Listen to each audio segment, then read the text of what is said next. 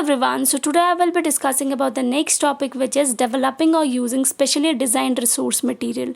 तो जैसे कि हम जानते हैं कि जो डिसेबल्ड लर्नर्स हैं उनकी स्पेशल नीड्स हैं और उनके जो कैरेक्टरिस्टिक्स हैं और जो फीचर्स हैं वो डिफरेंट हैं दैन दोज जो कि जनरल स्टूडेंट्स हैं, इसलिए उनकी जो रिक्वायरमेंट्स हैं वो भी डिफरेंट हैं. डिफरेंट डिसेबिलिटीज़ हैं तो डिफरेंट डिसेबिलिटीज़ हैं तो उनकी कैटेगरीज़ भी डिफरेंट हैं. तो different categories of resource materials की ज़रूरत है इन बच्चों को ताकि उनकी जो लर्निंग जो है वो पॉसिबल हो पाए. जो टाइप्स और यूजेस की अगर हम बात करें तो different types of resource materials use करे जाते हैं ताकि ऐसे बच्चों को असिस्ट करा जाए ताकि उनका लर्निंग प्रोसेस जो है वो ईजीली आगे बढ़ पाए, उनकी लर्निंग जो वो लर्निंग को एकम्प्लिश कर पाएँ. तो डिफरेंट फॉलोइंग टाइप्स और यूजेस ऑफ रिसोर्स मटेरियल जो हैं वो यूज़ करे जाते हैं इन बच्चों के लिए और ये बच्चे यूज़ करते हैं और टीचर्स कैसे इन्हें सपोर्ट करते हैं इसके बारे में सब पढ़ेंगे. So first of all talking about the introduction of this topic, the learners with special needs are those learners who have some different characteristics which deviate them from general students. These learners have different special needs. The disabled children can be of different types. There are different categories of children. Children of each category need specially designed resource material. Types and uses of specially designed resources. Different types of resource material are used to assess different types of SEN learners in teaching or learning processes. Each type of SEN learners need specific types of resource material. There are the following types and uses of resource material which are useful for SEN learners. The number first is we will talk about hearing impaired children. कौन से resource material जो हैं वो use करते हैं. तो जैसे कि हेडफोन आ गया, एम्पलीफायर्स आ गए, ये ऐसी चीज़ें हैं जो कि hearing impaired children को हेल्प करती हैं ताकि इंफॉर्मेशन जो है वो उसको सुन पाएँ अच्छे से. द यूज़ ऑफ हेडफोन और amplifiers enables the hearing impaired children to hear the information with ease. The second one is अगर हम बात करें कि टीचर को कौन से पॉइंट्स हैं जो कि उन्हें अपने दिमाग में रखने चाहिए जब ऐसे बच्चों के साथ वो डील करते हैं. तो जो सीटिंग अरेंजमेंट है या सिटिंग अरेंजमेंट है वो ऐसा करें ताकि जो फ्रंट सीट्स जो हैं वो उन्हीं बच्चों को अलॉट करी जाए जिनको हेयरिंग डिसेबिलिटी है. टीचर्स जो हैं हेयरिंग एड्स को अच्छे से चेक करें प्रॉपरली और अरेंज करवाएं स्पेशल क्लासेस को. टीचर का बिहेवियर पॉजिटिव, सिंपैथेटिक और कोऑपरेटिव होना चाहिए. टीचर जो है वो पेरेंट्स को भी कंसल्ट करें और बच्चों को मोटिवेट करें. रिसोर्स मटेरियल की अगर हम बात करें, यहाँ पे अगर हम पढ़ते हैं the following point should be kept in mind by the teacher while teaching the hearing impaired children. Number first is sitting arrangement और seating arrangement. Front seats must be allotted to these children so that they can hear the voice of the teacher properly. Teachers should check the hearing aids used by the impaired children. Arrangement for special classes. Teachers' behavior must be positive, sympathetic and cooperative. Teachers should also consult the parents.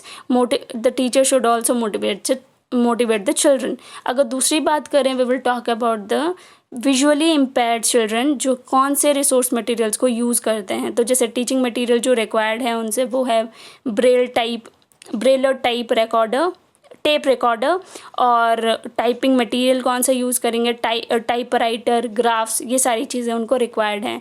तो अगर हम administrative arrangement की बात करें तो electric appliances fully covered होने चाहिए, special playgrounds होने चाहिए और जो टीचर है जो कि इन बच्चों को पढ़ा रहा है वो एक्सपर्ट हो ब्रेल रीडिंग और राइटिंग में और large variety of teaching ads को यूज़ कर सकते हैं. वर्कशॉप्स होने चाहिए ताकि इस मटेरियल को प्रोड्यूस करा जा सके, इंटीग्रेट करा जा सके इन बच्चों को नॉर्मल बच्चों के साथ को करिकुलर एक्टिविटीज़ के साथ.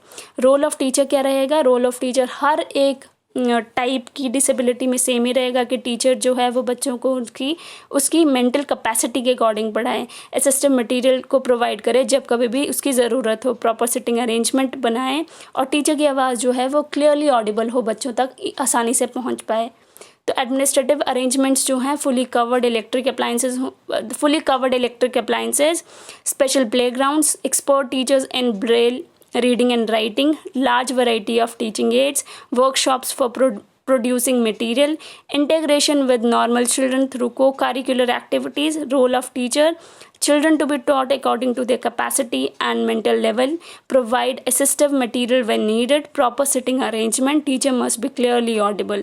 अगर हम थर्ड टाइप की बात करें तो जो लर्निंग डिसेबल्ड चिल्ड्रन हैं वो उन्हें कौन से रिसोर्स मटेरियल्स की ज़रूरत है, तो उनको ज़रूरत है कैसेट्स और टेप्स की, टेप रिकॉर्डर के साथ सॉलिड लर्निंग मटेरियल हो ताकि उनकी जो बेटर साउंड एसोसिएशन हो सके, ब्लॉक्स को यूज़ करा जा सके जो कि डिफरेंट शेप के हों, कलर के हों, ताकि परसेप्चुअल लर्निंग जो है वो एनहांस हो सके, इस्टेब्लिश हो सके।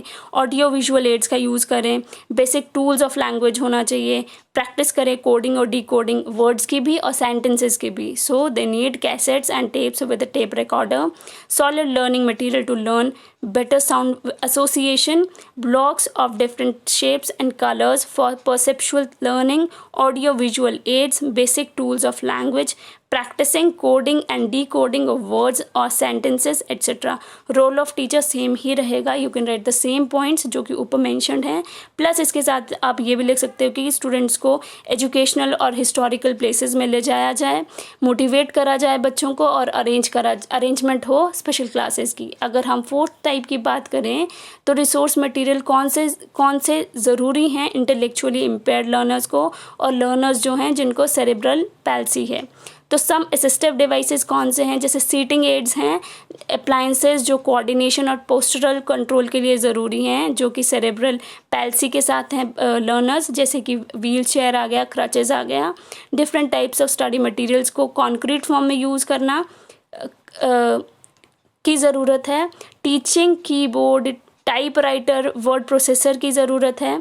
सो द रोल ऑफ टीचर क्या है वो भी सेम लिख सकते हो आप, स्मॉल क्लास साइज होना चाहिए क्लास का, लर्नर्स को मोटिवेट करे, एडजस्टमेंट हो रेमेडियल टीचिंग की। तो इस तरीके से हम बोल सकते हैं कि रिसोर्स मटेरियल जो हैं कितना इंपॉर्टेंट पार्ट प्ले करते हैं इन बच्चों की, जो कि बच्चे जो हैं वो डिसेबिलिटी के साथ है, जो कि लर्नर्स जो हैं वो डिसेबिलिटीज़ के साथ है, जो स्पेशल एजुकेशनल नीड्स के साथ हैं।